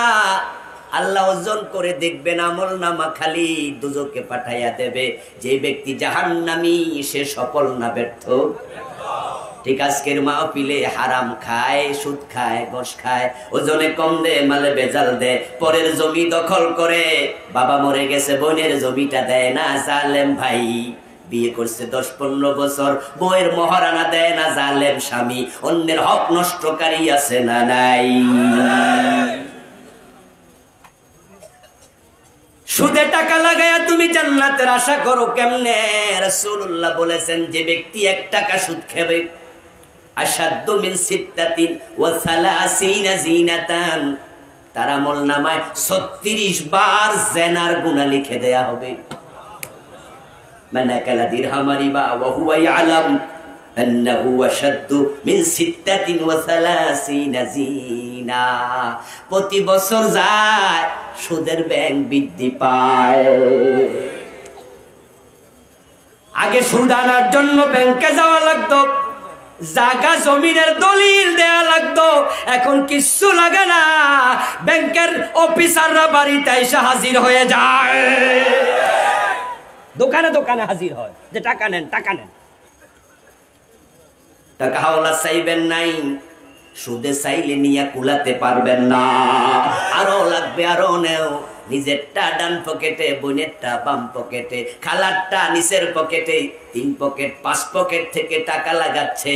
নিজে তো সুদ খায়, অন্যেরও সুদ আস্তে আস্তে করে খাওয়ায়। বলে আমার বোনে 2 লাখ দিছে, কইছে একটু বাড়াইয়া টারাইয়া দিতাম, নেন। ইমামের পিছনে প্রথম কাতারে দাঁড়ায়, এলাকায় সুদখোরের তালিকা করলে ওনার নামটা আবার প্রথমে পাওয়া যায়। 1 টাকা সুদ খেলে 36 বার জেনা হয়, 100 টাকা সুদ খেলে 3600 বার জেনা হয়, 1000 টাকা সুদ খেলে 36,000 বার জেনা হবে। কিসের জান্নাত তালাশ করছো দোস্ত? যে সমস্ত মেয়েরা আমাদের দেশে টাকার বিনিময়ে ইজ্জত বেচে, তাদেরকে আমরা বলি পতিতা। ওই পতিতা নারী জাহান্নামের কি? সে মারা গেলে ইমাম জানাজার ইমামতি করতে রাজি হয় না। কই হের কিসের জানাজা? কুত্তার মতো খাদাই দেন। হের মাইয়া পোলা বড় হলে কয় কি এর বিয়ে করা মুজারস, বাবার ঠিক নাই। অথচ এই নিকৃষ্ট পতিতাও তো তার জীবনে 36,000 বার জেনার বয়স পায় না। তো যারা এত ঘৃণা করলেন, থুতু দিলেন, সেও 36,000 বার জেনা করে নাই। আর আপনি মসজিদের সামনের কাতারে টুপি মাথার দিয়া খাড়াইছেন, 1000 টাকা সুদ খাবেন, অলরেডি 36,000 বার জেনা করে ফেলেছেন।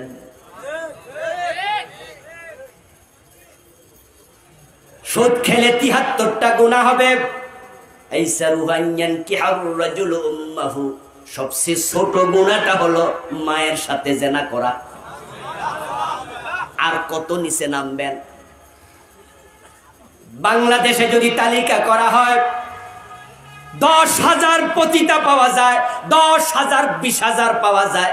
নিজের ছেলের সাথে জেনা করে একটা পতিতা পাবেন না। খারাপ, কিন্তু এত খারাপ না। আর আপনি হাজি গাজি নামাজি সুদে টাকা লাগান, আপনার সবচেয়ে ছোট গুনাহটা হলো মায়ের সাথে জেনা করছেন। এখন আপনারা এবার বলতে হবে, আজকে কথা সফল হতে হলে, জান্নাত পেতে হলে সুদ ছাড়া দরকার আছে না নাই?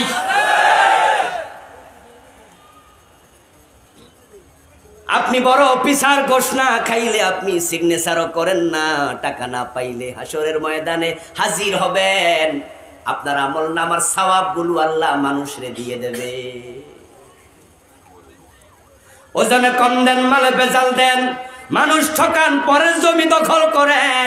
ও আমার দোস্ত শোনো, রাসূলুল্লাহ সাল্লাল্লাহু আলাইহি ওয়াসাল্লাম বলেছেন, মান আখাযা শিবরাম মিনাল আরদি যুলমা, কেউ যদি জুলুম করে 1 বিঘত জমি কারো দখল করে, সাইয়ুতাওয়াকুহু ইয়াউমাল কিয়ামাতি মিন 7 আরদিন, হাসরের দিন আল্লাহ 7 গুণ বড় করে তার গলায় ঝুলাইয়া দিয়া বলবে, টেনে টেনে সামনে যা। জমিন হবে উপরের দিকে 1 বিঘত, বেড়ে যাবে 7 বিঘত, নিচের দিকেও বাড়বে 7 বিঘত পুরা জমিন। পৃথিবীর সবচেয়ে গভীর সমুদ্র আটলান্টিক মহাসাগর, যেখানে গভীরতা শেষ, সেটা হলো 36,000 ফিট। 36,000 ফিট লম্বা একটা তার যদি ছেড়ে দেন, রশি ছেড়ে দেন, 2 মণ ওজনের একটা বড় পাথর বেঁধে যেতে যেতে এক পর্যায়ে জমিনে ঠেকবে। এতে বোঝা যায় 36,000 ফিট নিচে জমিন আছে। তো 7 গুণ যদি আল্লাহ বড় করে, তাহলে কত হাজার ফিট হবে? ওই সবটা আল্লাহ গলার মাঝে ঝুলাইয়া বলবে, পরের জমি দখল করছ, এখন টেনে টেনে হাসরের মাঠে নে। পারবেন তো? দুধ মুধ রোজ কইরা খাইয়া বল করেন, এরপরে পরের জমি দখল করেন। কারণ শরীরে বল না থাকে, টানবেন কেমনে? আর টানতে না পারলে পিছনে ফেরেশতা আছে না নাই? পাছার চামড়া রাখবে না, বাইরে বলবে, যা বেটা সামনে যা।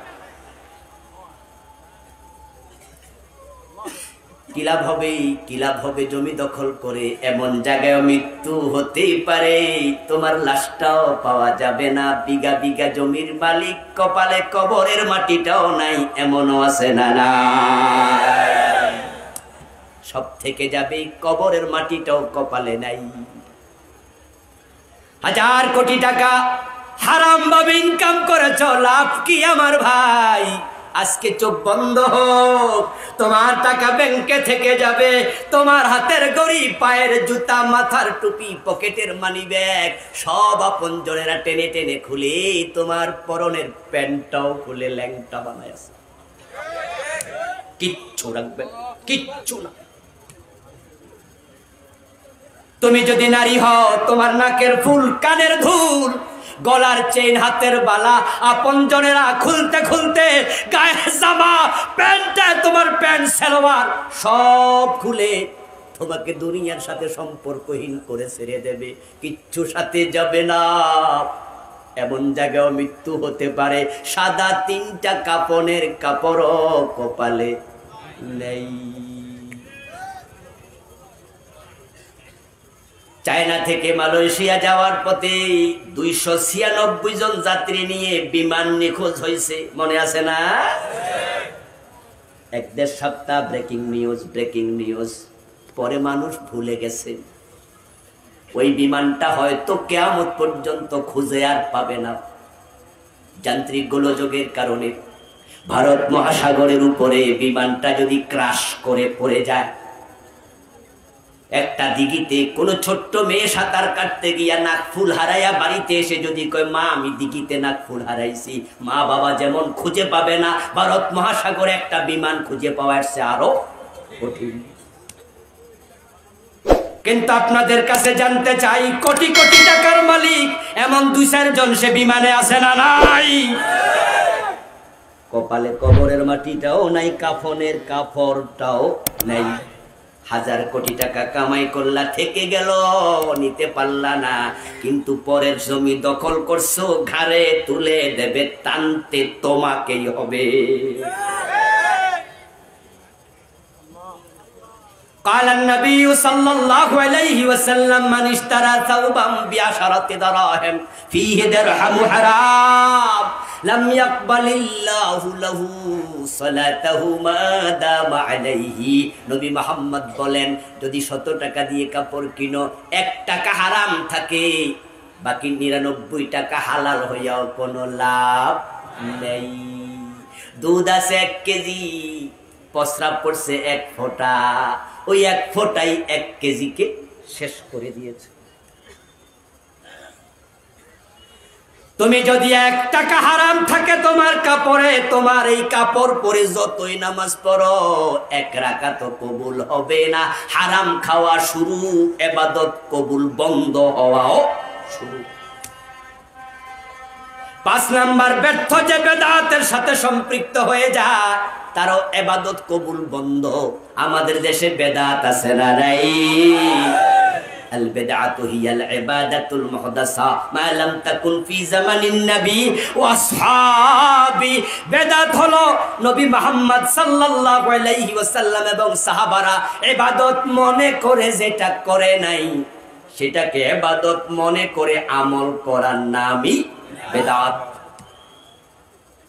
একটি বই লিখেছি এই প্রসঙ্গে, বাংলাদেশে চলমান 38টা লেখছি, পরে আপনি অবাক হবেন, কয় কি রে, আমিও তো বেদাতের সাথে আছি। যদি ধরা পড়ে আপনি বেদাতি, আজকে তাওবা করতে হবে। যদি ধরা পড়ে আপনি হারাম খান, আজকে তাওবা করে বাড়ি যাবেন। যদি শিরিক থাকে, কুফর থাকে, নেফাক থাকে, আপনাকে তা থেকে মুক্ত হতেই হবে। এগুলো নিয়ে মারা গেলে সফলতা কপালে নেই। একদিনের মাহফিলে সব ব্যাখ্যা করা যাবে না, আপনার নিজ দায়িত্বে এগুলো জেনে নেবেন। এই 5টা তালিকা করবেন, তারপর ইন্টারনেটে ঢুকবেন, ইউটিউবে ঢুকবেন, বেদাত নিয়ে আলোচনা শুনবেন, শিরিক নিয়ে আলোচনা শুনবেন, নেফাক নিয়ে আলোচনা শুনবেন, কুফর নিয়ে শুনবেন, এরপর এগুলো যা আছে ঠিক না 5টা শুনবেন, বিস্তারিত জানবেন। একটা থাকবে তাওবা করবেন। যদি তাওবা না করেন, আপনি ব্যর্থদের তালিকায় থাকবেন। হাসরের দিন আল্লাহ আমারে আবার পাঠাও, এই দরখাস্ত কবুল হবে না। সম্মানিত ভাইয়েরা, আল্লাহ তাআলা মানবিক এই দুর্বলতাগুলো থেকে আমাদের হেফাজত করুন, বলেন আমিন। আমরা দোয়া করে একসাথে বিদায় নেব।